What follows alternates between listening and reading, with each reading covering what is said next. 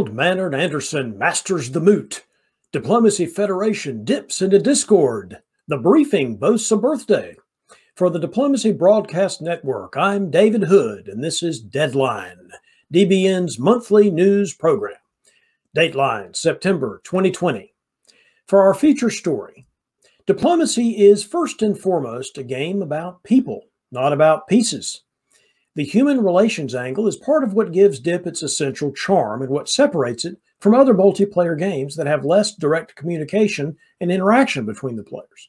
The relationships in a diplomacy game, however, are not self-contained. Some players come in with a reputation, while others are unknowns. Some games involve folk who play together regularly, while others are filled with players who are mutual strangers.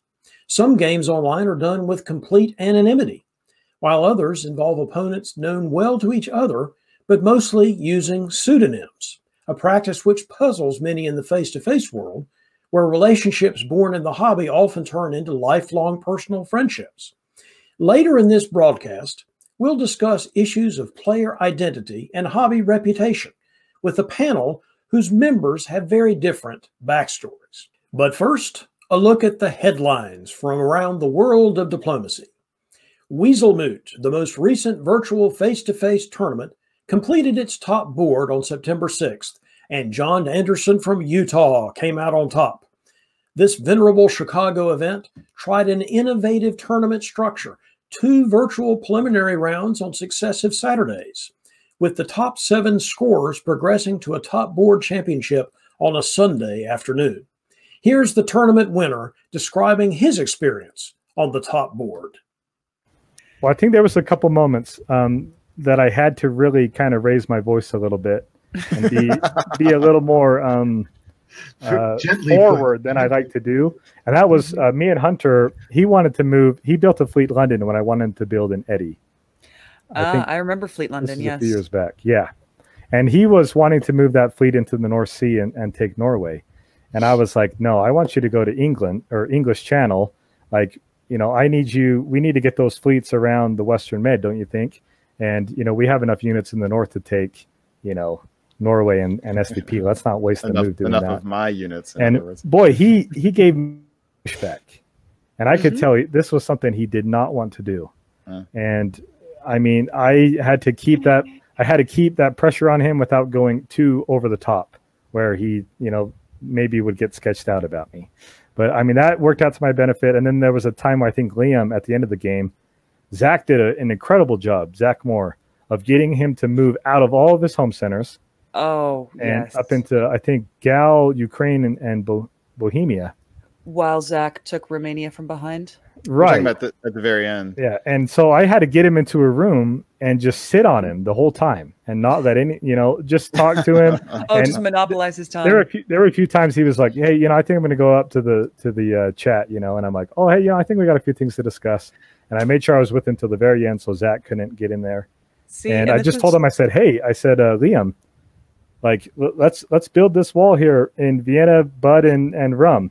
And I'll come behind you. I'll support you. We'll keep Zach in the box, and that will force him onto Jake, right? And him and Jake had some contention. This is exactly what I'm saying, though, and I think all three of us is like the credit here is all on you. Out of a total field of 61, the following players rounded out the rest of the top board, in addition to John Anderson: Peter McNamara from Australia, Hunter Catcher from Connecticut, Zach Moore from Minnesota, Jake Trotta and George Zhang from the Chicago club itself, and Liam Stokes from British Columbia. 1 year ago, as of September 18, the essential hobby newsletter, The Diplomacy Briefing, published its first issue. Publisher Russ Dennis and his newly added team of editors have provided us breaking news, in-depth strategy and tactics advice, and info on upcoming tournaments and other events for 12 months now. Especially during these trying times, what is called the weekly threat assessment of the diplomacy community has helped keep our hobby both connected and informed. We at the Diplomacy Broadcast Network wish our media partner a very happy first birthday and urge everyone watching this newscast to check out the latest issue at diplomacybriefing.com. Known World 901, One of the most popular large variants on the V-Diplomacy website was recently added to the Conspiracy app for diplomacy play on Android devices.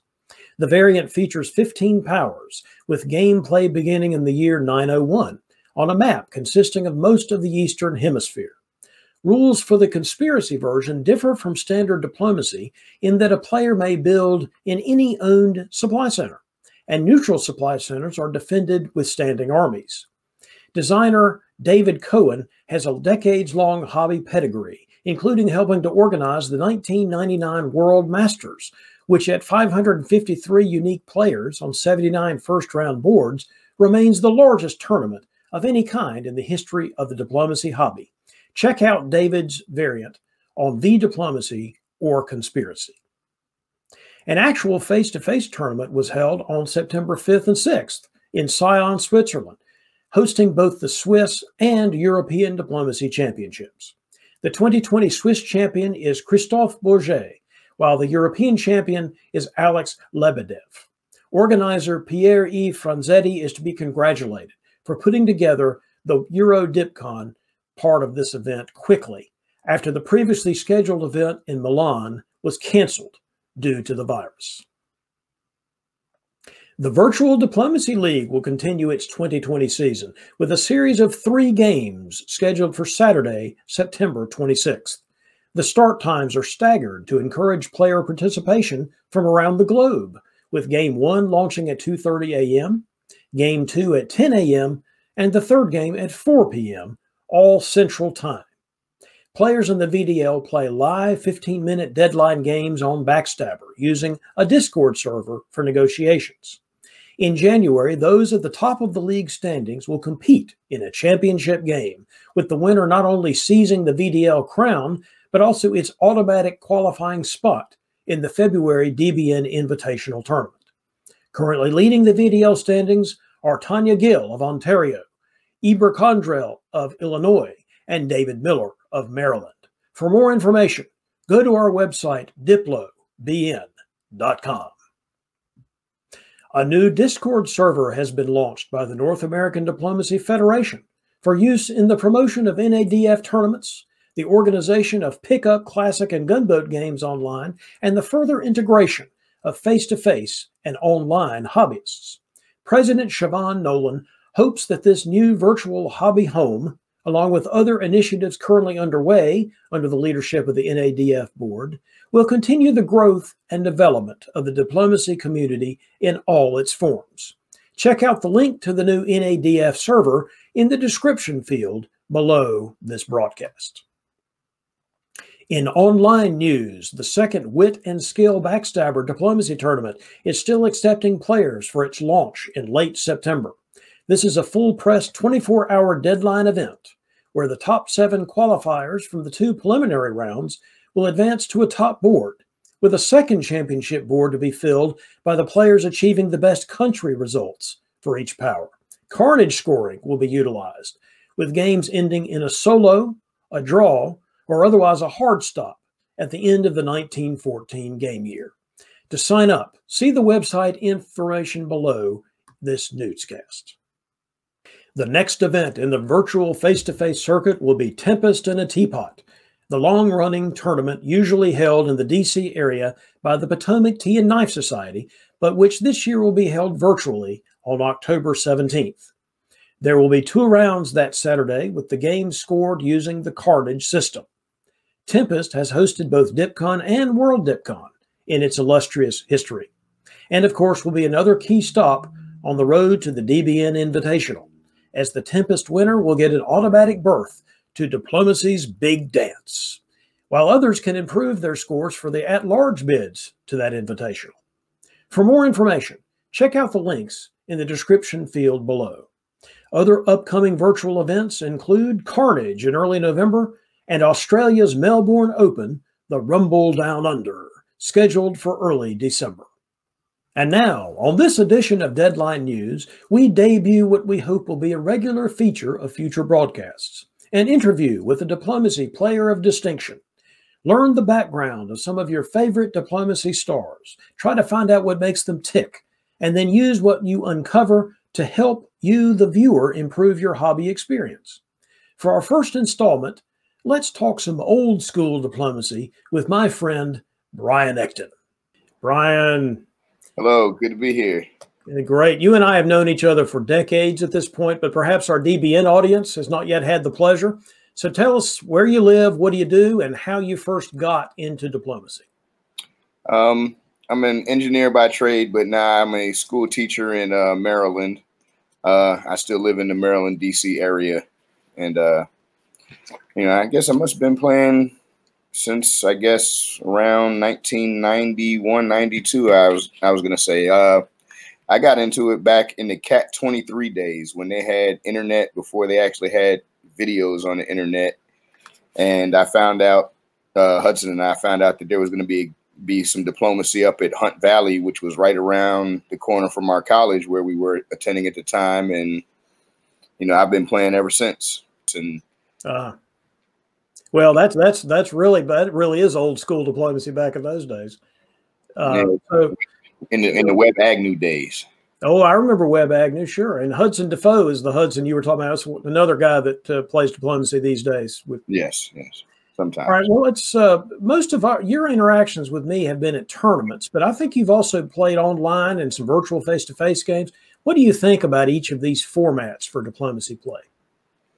Well, I actually enjoy the online gunboat games a little bit better. When I started playing, we were more move oriented than diplomacy oriented. And even now, I always joke that people will lie, but the board doesn't lie. And I kind of play the board that way. And sometimes it doesn't work because I'm not trusting and won't take that extra. I'm going to leave myself open for the 3 center stab to go for the win because I would stab you for the 3 every time. No, not you, Brian. Come on. Hey. Some folk play aggressively and some folk play passively and some are more in the middle. How would you describe your own play style if that last comment didn't do it for us? I'm uber aggressive. I'd rather try and make something happen than, you get a lot of people. Let's just get the neutrals and see what happens. And, if I figure if I can stop somebody that I'm trying to attack from getting a build, that's an advantage right there. And usually you can get people to jump on the blood in the water. Every once in a while you just got people that's, no, we're going to still work together despite our best interests. But that's what makes diplomacy interesting. Well, what about diplomacy does sort of bring you back? What about it really gets your juices flowing? No, that's a good question. I don't know. I enjoy, I laugh because now we got all the new, we got to be super nice to each other, but I really enjoy seeing, like I know it's not the correctness, but I miss the days of Buffalo yelling at me or somebody yelling at Buffalo or, it was kind of a friendly yelling at and you have a drink afterwards, but, during the game, don't take it personal. Well, those in other words, you don't mind the rough and tumble of the game. No. When it is in fact rough and tumble. No, I don't take it personal. If I screw up, you can tell me I was an idiot. I probably was. Well, you had never screwed up in your life. I don't want to hear it. Hey. Well, let me talk to you about something a little more serious, which is the topic of inclusivity. That's always been a real issue for our hobby, I think. And you being a high-profile player of color, I thought this would be a good opportunity for you to say anything to the hobby about your experiences and ways the hobby could improve in that regard if you know of some. Well, anybody that actually knows me will probably think this answer is ironic. I don't know. I mean, even folks that I've had beefs with online, I can't remember the dude, but I met him one time at Husky, I think a couple years ago, that I kind of thought was a racist person. I didn't have a beef with him. I didn't go out of my way to start shit with him when I saw him. So, excuse my language. So, I never really had a problem. As far as I always do joke that diplomacy is really, really white because, I can name the black players I played with in 30 years, but I don't think that's an exclusivity thing. I just think, like even in college, trying to get black folks to play a game of diplomacy, like how long does it take? 3 to 4 hours. They like, you're smoking crack. Nah. So if it's not a fast game or something like that, nobody takes it. It's just one of those, weekend things. I don't know if that's a thing in our culture, taking the whole weekend to play board games. I'm just, I think that's a nerd-based thing, which I am, as opposed to, minority. But I've never really had any issues. I found most of the people to be, be nice for the most part. And, every once in a while, I think somebody might make a random insensitive comment, not thinking about it being jokey, but, even that I take in context. One of my good friends says quite questionable things, but I know that he's trying to be facetious. So we sort of have that as a joke thing. But I always joke, I was like, you probably get your ass whipped in other places if you with your random comments. I understand. Well, I mean, I'm glad to hear that that's been your experience, that largely positive. But if there are any things that let me put it this way. Is there anything that the hobby should do or could do to reach out to players of color that you can think of that we haven't been doing up to now? I mean, I don't know if we have like a diplomacy outreach thing like that. I just kind of discovered it because I was just a big board gamey nerd, and I had never even heard of the game. But the first time I played it, I was like, "Oh, this is a pretty cool game," because I grew up playing Risk, and oh yeah, now I won't even play Risk because I'm like, it's too random. I hate the dice. I play a great game and get diced. That's basically the same story of how I got into diplomacy. Is my friends got tired of playing Risk because of the dice. Same story. Right. And so I don't know particularly outreach. One thing I would say, I know George Zhang had a diplomacy tournament up at Georgetown University. Yes. And I think I was the only outside person that came, and I was really mad at my own pit kissers because that was an opportunity to bring in a lot of new young players. And even if you get 5 players out of the 20 that was there to really start playing, then, you have potential to advance the hobby because, we're mostly old. I see we got a few of the young people coming in, and that's pretty cool. Like Mitch and Tanya and them. Oh yeah. So one thing we could do as hobby veterans is make sure we support any tournament we can get to that's remotely close to us. Yes. Yes. Okay. Even a house game. If you hear about a house game in the area, I've offered to drive to New York, for a couple of small things here and there because I have family up there. Right. But yeah, just reaching out and being able to play a game with some actual good players or people that have played before. Well, finally, Brian, let me give you the chance to give our viewers some advice. What is the top thing that newer players should do to improve their chances on a diplomacy board? Now that's an interesting topic because I just think new players have to go through we don't know who you are. We don't know that you can play. We can't trust that in the end you won't screw up. So generally they get jobbed all the time. Like it took a good 3 years before, people started respecting mine and Hudson's game. And it used to be funny because even I think I played with Hudson twice in the last 20 years because in the first 3 years, nobody would ever work with us. So we would always work together and it looked like it was collusion and we were really good as a team. And, and so I would just say, just getting to know people. Like I find the people that hang out together outside of diplomacy generally work together on the diplomacy boards.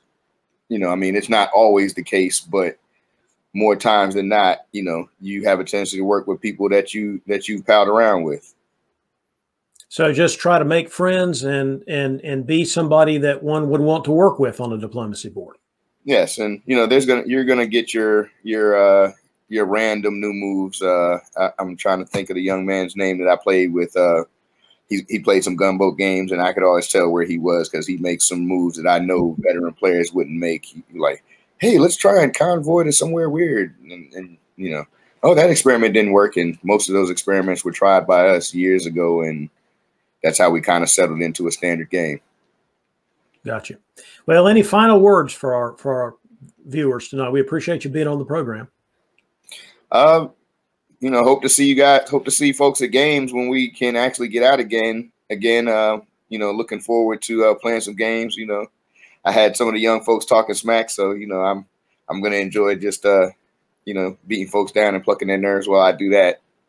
Yeah, once they start talking smack, that's when Brian Ecton gets going. Yeah, I'm almost on the Jim Yergy now. Like I kind of just play for the fun of playing. I don't care about the score. I had somebody like, but you can get points. I was like, I don't even know what you're talking about. I'm the Ricky Bobby of diplomacy. There's first and there's last. I don't even like board top. I feel that's an abomination. Well, on the Ricky Bobby, that scoring is terrible. On the Ricky Bobby of diplomacy comment, that sounds like a great place to stop. So, Brian, thank you for being on the program on Deadline News. All right, thank you. For our feature story, it's time for our discussion about how player identity and reputation affect the play of diplomacy, both in person and online. Joining us for this topic are Ed Sullivan from Texas, one of the creators of the Diplomats podcast series, who plays online under the moniker Go Horns Go. John Anderson from Utah, who just recently won the Weasel Moot virtual tournament after taking third place at the Liberty Cup. And Brian Pravel from Chicago's Windy City Weasels Club, one of the founders of the Diplomacy Broadcast Network and frequent host of its Game Day Live broadcasts. Ed, let's start with you. You have a significant online diplomacy presence in particular, where you are a well-known player and content creator. Conversely, with respect to the face-to-face players you have encountered in the virtual face-to-face circuit, you started as a relatively unknown quantity. How have those two situations affected your gameplay in terms of negotiations, as far as you can tell? David, thanks for having me on. It's a real pleasure. I've listened to the entire broadcast, though, and I haven't heard Dipsy Doodle or any French expressions. So I'll do my best here to answer your question. The truth is, as Dick Vitale would say, I'm not even a household name in my own household. So online versus face-to-face, I don't know, but I will tell you it's not much different in my mind from the difference between postal diplomacy versus face-to-face. There's always been an aspect of this hobby, stroke play, match play in golf. The same thing sort of happens. It's two ways to play the game, and to be successful at either, you have to have sound fundamentals. But getting into the virtual world, I was a little intimidated because I've seen those players play. I've reviewed their games. I've watched YouTube videos like Chris Martin's great videos, and I thought, well, I can't play with those guys or I'll be ganged up on. And what I quickly found is if you are yourself, and frankly, I'm not a great tactical player, as everybody learned the other day at Weasel Moot in John Anderson's game where I got trounced. But what I can do is develop bonds with people pretty well. I can do that both online and writing and also voice. So that's very helpful to me. And I found everyone in virtual face-to-face games to be super friendly, and it hasn't been a hindrance to my game. And I think I might prefer it. Okay. Well, John, how about you? When you started play with us at Virtual Dixicon, I think it was, you were basically unknown in the wider hobby, although given your success in this summer's events, you probably now have a level of street cred with our viewers on DBM. Do you experience anything, or did you experience anything positive or negative in relation to your reputation or lack thereof going into these summer tournaments? Yeah, so coming into these tournaments, I kind of, coming from the outside, I kind of like to develop those relationships on the board. I kind of like to be a little bit more unknown. And I have found that to be a really positive experience for me. I really can't think of any negatives from it. Everybody in the tournament scenes have been pretty generous with their attitudes and their time. I haven't, nobody's like yelled at me yet and gotten too upset. And so that's always a plus. But I do know that, my first game at Dixie was a little rough, That was kind of a rough start into the tournament scene. But I think as long as, if you are kind of relatively unknown, as long as, what these experienced players are looking for is they just want to see a competent player. So if you can show them that you can defend yourself tactically, that you can discuss strategies with them, the stalemate lines, once they see that, then they can start to build a trust in you, that they can actually see that you can be an ally worth working with. And I think that has helped me a lot in my games. So I really haven't seen any negatives yet. I guess we'll find out here in my next VDL game if everyone dogpiles on me. I know after the Liberty Cup game, There was a few mentions of my name a little bit, but try to quickly snuff that out as fast as I could. And so no negatives yet, but I'm sure they'll come soon. Well, not only did you just finish winning Weasel Moot, you're going to be on this news program, so I can't wait for your next game, and we'll just see how that goes. Yeah, I can't wait either. Yeah, this will be good.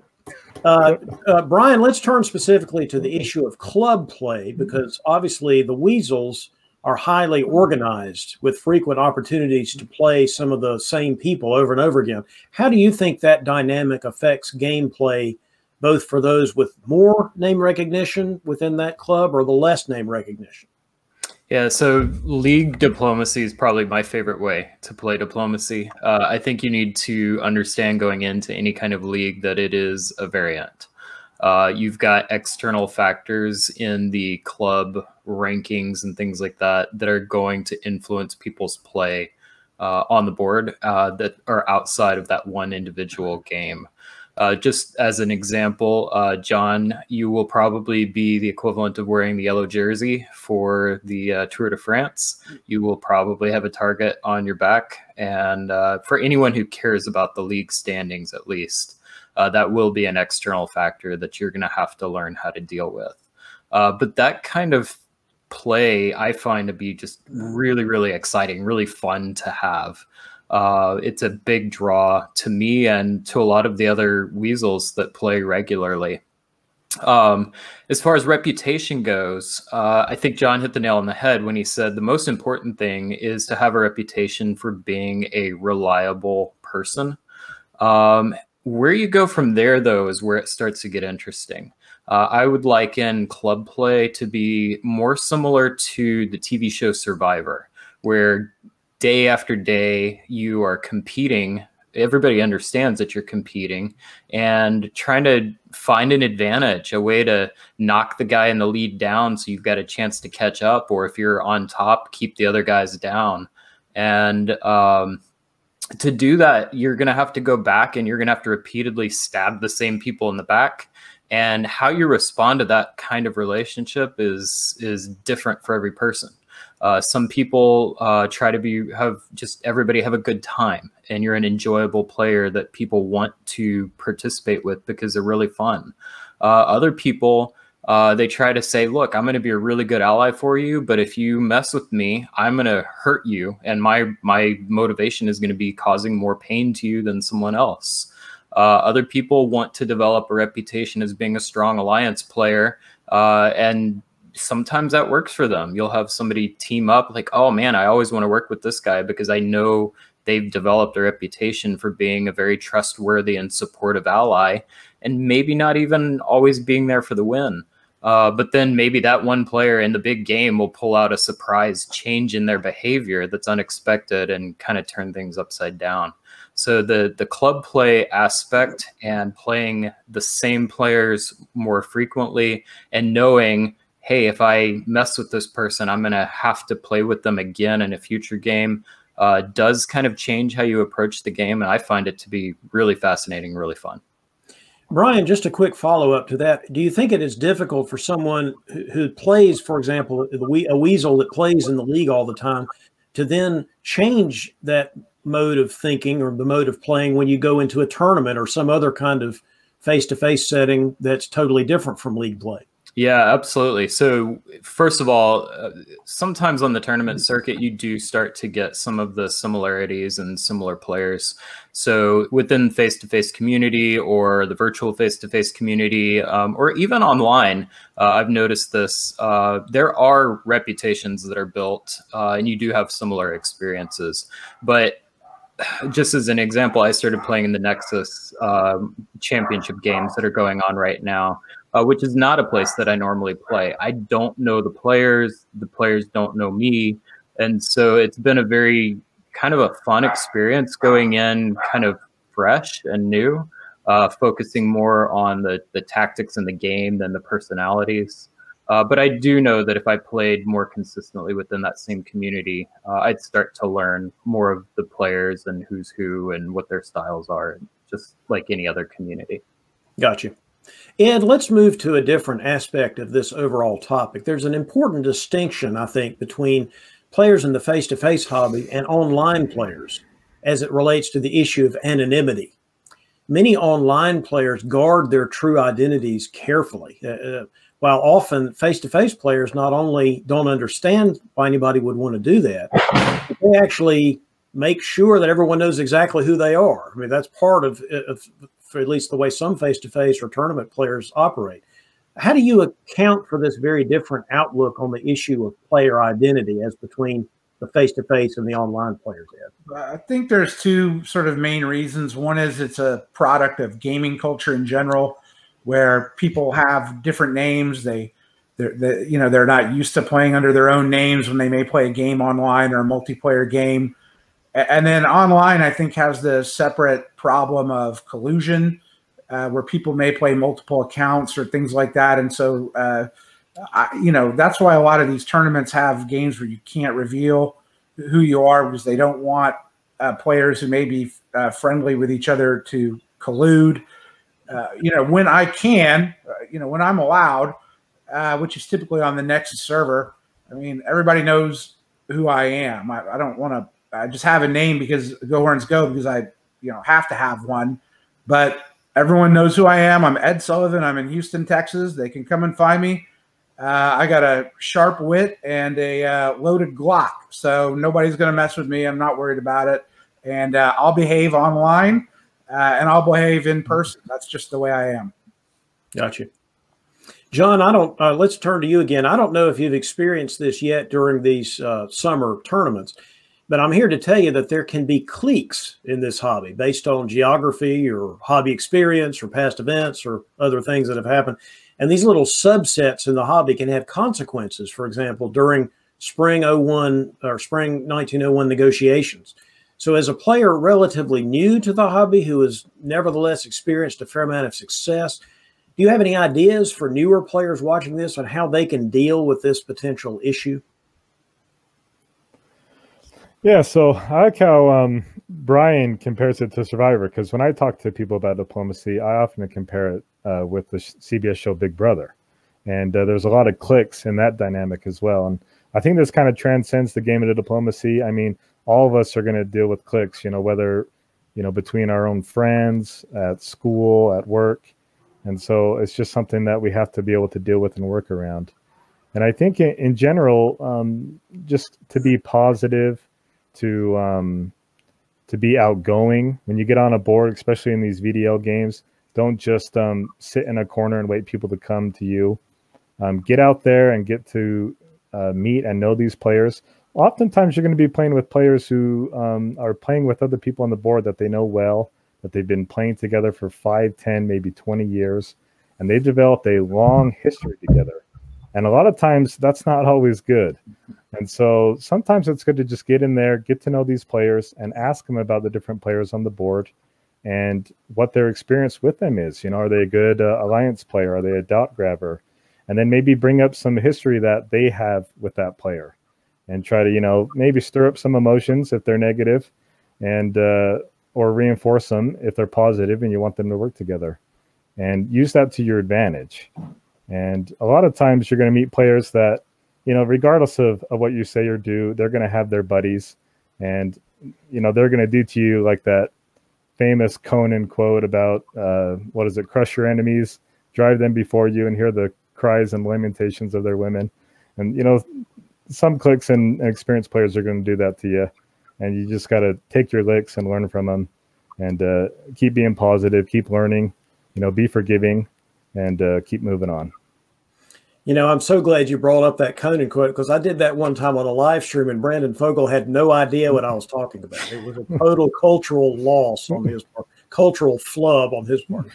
So, Brian, let me go back to you. Do you have any final thoughts for our audience about the interplay between reputation and player identity? Yeah, I feel like reputation is, to me, one of the foundational things for diplomacy that makes this game so much fun. You play, in my experience, you play the player, not the power. And if you know who you're playing with, or if you don't know who you're playing with, that's equally as exciting.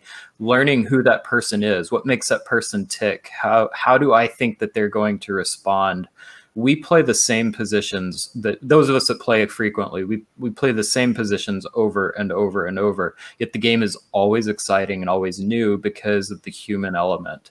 And I think to deny that human element and try to hide that reputation is doing the game a disservice. I welcome people to know who I am, learn who I am, what makes me tick. I want to get to know you. That's why I enjoy this game.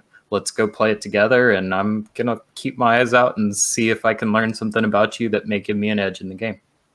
That's great. That's great. Ed, how about you? What are final thoughts for the audience? Okay, I'm a little different here. It doesn't bother me at all who I play with a great player, with a poor player. To me, a reputation only speaks to past results and experience and maybe a little more reliability in understanding the game. But in diplomacy, you've got to prove yourself every game, every move, period. And I've played with some really great players in the last few months on virtual face-to-face, a lot of champions, and they all gave me respect. I all gave them respect, but at no point did they fear me, thank God, because I'm not anything to fear, but I didn't fear them either. We just viewed each other player to player, and that creates a good working relationship. All right. Thanks, Ed. John, how about you? Last word on this subject. Yeah, I'd say if you're playing with a player that has a very strong reputation, or they're known for being very good, coming from the perspective of a new player, just, work with them, trust them, prove that you're a competent player and that you can work with them, that you can take orders well, that you're a good team player. And a lot of times these players will tell you that, they're a good team player, they're great to work with you, but be trusting, but always watch your back, and you'll find out soon enough what kind of player they are. So always watch your back. Always listen to John. If you do what John says. That's really great advice, Ed. I totally put my stamp of approval on that. All right. Well, before we close, there's two things that DBN viewers are going to want me to ask for sure. So I'm going to go ahead and ask, John, what lessons did you learn from your failed independent candidacy for U.S. president in the year 1980? Well, you know what? I think if Carter was just running and not Reagan, I probably would have had a shot. But I think it was pretty much a blowout. So I'm just going to fade away in my own shame and be forgotten. But I think I saw in the comments in one of the VDL games, I think it was Chris Kelly, said he thinks only him, me, and Brandon enjoy those jokes. So I don't mind to keep being the butt of the joke as long as Chris Kelly's happy about it. So. Well, let's make sure misery loves company. Ed, I'd like to know what lessons you learned from Ed Sullivan for being the host of the most popular variety show between 1955 and 1975 in the United States.